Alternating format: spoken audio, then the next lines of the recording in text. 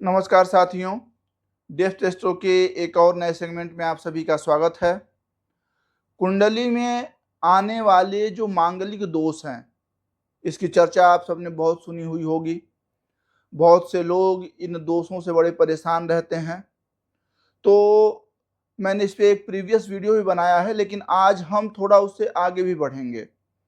तो जैसा कि मैंने आपको पहले भी बताया है कि जब आप कोई एक कुंडली का चक्र लेंगे तो उसमें आप काउंट करिए, उस चक्र में काउंट करेंगे तो 12 खाने आएंगे, 12 भाव आएंगे। अब वो जो 12 भाव हैं उनका नंबर फिक्स है, यानी पहला भाव, पहला जो कोष्टक है वो 1 होगा जिसे लग्न कहेंगे, फिर दूसरा, तीसरा, चौथा, ऐसे करके 12 भाव होते हैं। लेकिन जो उनमें नंबर लिखे होते हैं, आप हर कोष्टक में देखेंगे तो कुछ ना कुछ पार्टिकुलर नंबर लिखे होंगे जो 1 से 12 के बीच में ही होंगे। तो वो राशियों का नंबर होता है, वो भाव का नंबर नहीं होता। भाव फिक्स है, लेकिन लग्न की राशियां फिक्स नहीं हैं। अगर लग्न में 4 नंबर भी लिखा जा सकता है, 5 नंबर भी, 8 नंबर, 10 नंबर, कुछ भी लिखा जा सकता है। तो जो पार्टिकुलर नंबर हैं वो राशियों के नंबर हैं। अगर मान लीजिए कि 4 नंबर लिख दिया गया तो क्या मतलब है इसका, कि वो कर्क लग्न की कुंडली है। अब यहाँ पर नंबर से सिर्फ आपकी लग्न डिसाइड होगी, लेकिन भाव सेम वही रहेंगे। अगर 1 नंबर का कोष्टक यानी फर्स्ट नंबर पे जो कोष्टक आया वो एक ही नंबर रहेगा, क्योंकि मांगलिक को समझने के लिए आपको राशियों का नंबर समझने की जरूरत नहीं है। मांगलिक कोष्ट वाइज ही बैठता है। और अगर कुंडली में जो पहला भाव है, पहला कोष्टक है, अगर उस कोष्टक में वो चाहे राशि का नंबर कोई भी हो, उसमें उससे कोई लेना देना उसका नहीं है, अगर पहले भाव में मंगल बैठ जाए तो आप मांगलिक कहे जाएंगे। ऐसे ही वहां से अगर आप काउंट करिए और चौथा नंबर जहां आता है, 4 नंबर का जो कोष्टक होता है, वहां पर मंगल बैठ जाए तो आप मांगलिक हो जाएंगे। फिर वही फर्स्ट हाउस से, पहले घर से ही आप काउंट करना शुरू करिए और 7वां भाव जहां आएगा, 7वें नंबर का कोष्टक आएगा जहां, अगर वहां मंगल दिखाई दे रहा है आपको तो आप मांगलिक हैं। फिर लग्न से ही काउंट करते हुए आइए और 8वां नंबर जहां, जो 8वां कोष्टक है, वहां पर अगर मंगल बैठ गया तो भी आप मांगलिक हो जाते हैं।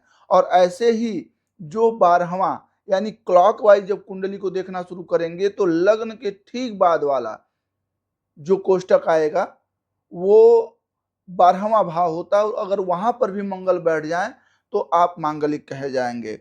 यानी अगर पहली दृष्टि में, प्रथम दृष्टि यदि आप देखें तो 1, 4, 7, 8 और 12, इन अगर 4 से 5 भावों में अगर कहीं पर भी मंगल बैठते हैं, जिनमें से 3 भाव तो केंद्र के ही होते हैं, 1, 4 और 7, तो इन 5 भावों में, 5 घरों में मंगल कहीं पर भी अगर बैठा हुआ है, किसी भी एक घर में बैठा हुआ है, तो आपको नेचुरली मांगलिक कहा जाता है, आप मांगलिक हैं।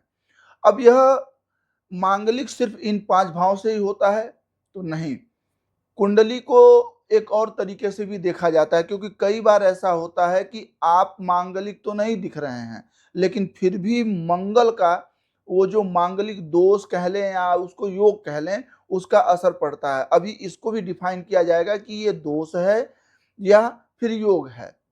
तो चंद्र कुंडली एक बनती है जिसमें चंद्रमा को सेंट्रलाइज और फर्स्ट हाउस में रखा जाता है, और उसके बाद ये देखा जाता है कि मंगल कहां पर बैठे हुए हैं।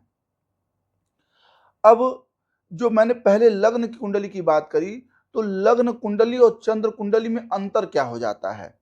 वैसे तो हर परिस्थिति में लग्न की ही कुंडली मुख्य मानी जाएगी, क्योंकि जैसा मैंने प्रीवियस वीडियो में भी बताया कि हर एक ग्रह की जहां वो बैठते हैं वहां तो उसका प्रभाव होता ही होता है, लेकिन साथ में उनकी कुछ विशेष दृष्टि होती है, यानी अपनी जगह को छोड़ करके और भी कई जगहों पर वो अपना प्रभाव डालते हैं, जिसको हम कहते हैं दृष्टिपात। जैसे मंगल है, अब मंगल यदि लग्न में बैठा है तो नेचुरली वो लग्न को तो प्रभावित करता है, साथ ही साथ वो 7वें भाव को भी प्रभावित करता है, क्योंकि जो भी 9 ग्रह हैं वो 9 ग्रहों के पास 2 पावर होती है। एक तो वो जहां वो बैठे हैं और एक वो जहां देख रहे हैं। और आप कैसे पता करेंगे कि वो कहां देख रहे हैं? तो जहां बैठे हैं वहां से काउंट करना शुरू करिए और जहां 7 नंबर आ जाए, जिस भाव में जहां पर भी वो खाना 7 नंबर का हो जाए, 7वां भाव आ जाए, वहां पर उनकी पूर्ण दृष्टि होती। ऐसा प्रत्येक ग्रह करते हैं। लेकिन मंगल, शनि और बृहस्पति, ये 3 ऐसे ग्रह हैं जिनकी कुछ स्पेशल दृष्टि होती है जिसपे वो पूरा पूरा प्रभाव करते हैं। तो आज हम सिर्फ मंगल की ही बात करेंगे, मांगलिक की ही बात करेंगे। तो इन 5 भावों में बैठने से व्यक्ति को मांगलिक तो बना देते हैं, 1, 4, 7, 8 और 12।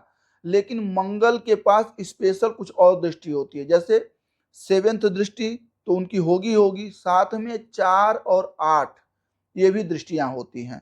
यानी एक साथ मंगल कहां कहां प्रभाव करेगा आपको? अगर मंगल किसी भी XYZ किसी भी 12 खानों में से कहीं पर भी वो बैठ जाएगा, तो वो जहां बैठा है वहां उसके 7th में जो कोष्टक जो खाना आता है वहां, उसके 4th में, यानी वहां से काउंट करेंगे जहां वो बैठा है 1, 2, 3, 4, जो चौथा कोष्टक है वहां और जो 8वां कोष्टक है वहां, इन 4 जगहों पर वो प्रभाव देगा ही देगा।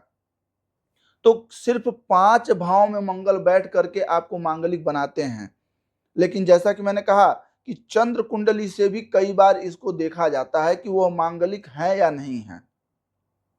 कई बार आप कुंडली से मांगलिक नहीं होते हैं, फिर भी आपके ऊपर मंगल का असर पड़ता है। उसका कारण क्या है?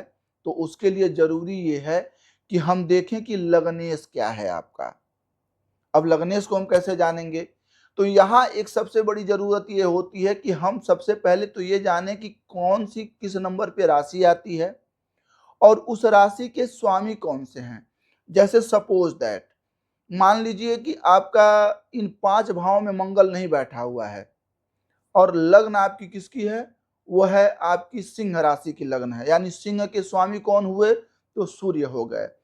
अब अगर सूर्य और मंगल कहीं एक साथ बैठे हुए हैं तो भी मांगलिक का असर रहेगा। ऐसे ही मान लीजिए 11 नंबर अगर आपके लग्न में आ जाता है, यानी 11 किसका नंबर है? तो वह है कुंभ का। 11वीं नंबर की राशि है कुंभ। तो कुंभ का यदि आपका लग्न हो गया और शनि कुंभ के स्वामी होते हैं, कुंभ राशि के स्वामी शनि होते हैं।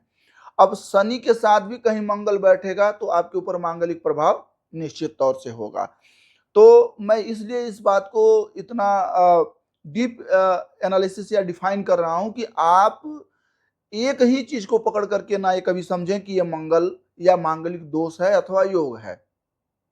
आपको उसके हर पॉइंट ऑफ व्यू को जानना होगा कि अगर इन 5 भावों में मंगल नहीं बैठा हुआ है और वह मंगल इसी कुंडली के लग्नेश के साथ कहीं पर भी बैठ जाएगा तो वो फिर उसे मांगलिक बनाएगा। या फिर अगर मंगल कहीं पर भी बैठा हुआ है और उसके 7th, 4th, 8 यानी 7, 4, 8वीं दृष्टि में कहीं पर भी लगन आ गई, यानी कि फर्स्ट हाउस को वो कि इन्हीं 4 में से कहीं से भी वो अगर देख रहा होगा तो भी वह मांगलिक बना देगा। जैसे एक मैं आपको एग्जांपल देता हूं। मान लीजिए कि आपके 10वां भाव 10th हाउस में अगर मंगल बैठा हुआ है तो आप मांगलिक कहीं से नहीं है। लेकिन मंगल की चौथी दृष्टि आपके लगन पे पूरी पूरी पड़ रही है तो फिर आप मांगलिक हुए। अच्छा, अब इसके सेकंड सेक्टर की बात करते हैं कि क्या प्रभाव है इनका। तो देखिए, कोई भी ग्रह अपना प्रभाव डालने से पहले ये देखना होगा कि उसकी डिग्री कैसी है। 1 से लेकर के और 30 डिग्री यानी 1 से 30 अंश ही किसी भी ग्रह को मिले होते हैं। अब यदि ग्रह 1 से 30 अंश के बीच में मान लीजिए 1 से और 5 अंश का है, यानी 1, 2, 3, 4, 5 में से किसी भी अंश का हो गया तो फिर वह ग्रह अपना पूर्ण असर नहीं देगा। वैसे ही अगर ग्रह 29 डिग्री का है, यानी 29-30 अंश का है, तो फिर तो वो बुढ़ापे में चला गया, एकदम अपने लास्ट एज में पहुंच गया है, तो भी उसका प्रभाव नहीं होगा। तो प्रभाव के लिए जरूरी क्या है कि 10 से और 25 के बीच में यदि उस मंगल की डिग्री है तो फिर वह मांगलिक असर आप पर डालेगा। और मांगलिक असर को वह किसी दूसरे के माध्यम से भी डाल सकता है। ऐसा नहीं है कि वो सिर्फ अकेले है तो ही डालेगा, वो किसी के माध्यम से भी आपके ऊपर मांगलिक का असर डाल सकता है। तो मेरी जो लोग अपनी कुंडली खुद भी देखते हैं या जो किसी ज्योतिष के माध्यम से या ज्योतिषी लोग भी जो ये कुंडली देखते हैं, तो वो कृपया इन बातों का जरूर ध्यान रखें कि 1, 4, 7, 8 के अलावा यदि मंगल कहीं से भी अपनी 7वीं, चौथी या 8वीं दृष्टि से भी लग्न को देख रहा हो या फिर कहीं भी लग्नेश के साथ वो बैठ जाएगा तो वह मांगलिक बनाएगा ही। लेकिन मंगल का असर कितना होगा इसके लिए जरूरी यह है कि ज्योतिषीय भी और जो लोग अपनी स्वयं की कुंडली देखते हैं वो यह जरूर ध्यान दें कि उसकी डिग्री कितनी है। ये एक चीज हुआ। अब दूसरी बात करते हैं कि क्या मंगल अपना स्वतंत्र असर डाल रहा है, तो वो एक बात और भी ध्यान दें कि मंगल किसके साथ बैठा हुआ है। देखिए, मंगल यदि सूर्य जैसे किसी ग्रह के पास बैठा हुआ, और कुंडली में एक ही ग्रह हुआ है सूर्य, अगर सूर्य के साथ बैठा हुआ है तो मंगल अपना पूर्ण प्रभाव नहीं डाल सकता है, क्योंकि एक जनरल सी बात जान लीजिए कि सूर्य के पास आकर के कोई भी ग्रह निष्प्रभ हो जाता है। इसीलिए आप लोगों ने अपने सनातन में, अपनी वैदिक परंपरा में सुना होगा कि अभी लगन नहीं चल रही। जब शादियों की बात आती है तो लोग कहते हैं लगन नहीं चल रही। कारण क्या है इसका? क्योंकि जो विवाह के लिए उत्तम ग्रह बृहस्पति अथवा शुक्र जैसे जो उत्तम ग्रह होते हैं वह कहीं ना कहीं सूर्य के इन्फ्लुएंस में आ गए होते हैं, यानी गोचर में उनकी जो डिग्री है वो सूर्य से 72 डिग्री के अंतर ही आती है। तो इसलिए अगर आप मुझे फॉलो कर रहे होंगे या मेरे प्रीवियस वीडियो को देखेंगे तो आपको ये समझ में आएगा कि वो 72 डिग्री को हम कैसे जान पाएंगे। तो अगर सूर्य से जब भी शुक्र या बृहस्पति 72 डिग्री के अंदर होते हैं तो फिर उस समय कह दिया जाता है कि शुक्र अस्त हैं, यानी शुक्र दिखाई नहीं दे रहे हैं, इसलिए लग्न का समय, विवाह का समय नहीं है। तो उसी तरीके से यदि सूर्य के इन्फ्लुएंस में कहीं पर भी मंगल है, सूर्य के प्रभाव में मंगल है, मंगल सूर्य के साथ बैठे हुए हैं, तो भी मंगल अपना मांगलिक प्रभाव नहीं डाल सकते हैं। अब इनके आगे के पार्टों में जानेंगे कि किस तरीके से हम ये जाने कि मंगल दोष हैं, यानी मंगल आपके लिए हानिकारक होंगे या मंगल आपके लिए लाभदायक होंगे। क्योंकि देखिए, मैं पहले से भी ये कहते आ रहा हूं कि दोष जैसी कोई चीजें होती नहीं है। कोई भी ग्रह आपके लिए बुरा नहीं है और कोई भी ग्रह आपके लिए अच्छा नहीं है। ग्रह किन परिस्थितियों में बैठा हुआ है वही चीज आपके लिए बेटर होगी। कहने का मतलब यह है कि परिस्थिति ये डिसाइड करती है कि ग्रह का स्वभाव आपके प्रति कैसा होगा। और जब ऐसी बातें आप जान लेते हैं कि ग्रह का स्वभाव हमारे प्रति कैसा है तो उस ग्रह को आप ठीक भी कर सकते हैं, उस ग्रह से आप हानि की जगह लाभ भी ले सकते हैं। तो आई होप कि आप लोगों को मंगल का ये जो चक्र है, कैसे हम जाने कि हम मांगलिक हैं, ये आपको समझ में आ गया होगा। अब आगे भी हम लोग इस पे जो है अलग अलग पार्टों में इसकी हानि लाभ और सारी चीजों को जानेंगे।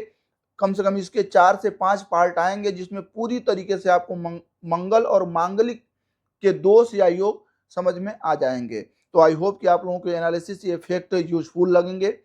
आप इसे ज़्यादा से ज़्यादा लाइक, सब्सक्राइब और शेयर करके हमारी रीच बढ़ाएं और कमेंट के माध्यम से आप अपनी भी बातें रखते रहें कि और इसमें किन चीज़ों की जानकारी आपको चाहिए। धन्यवाद।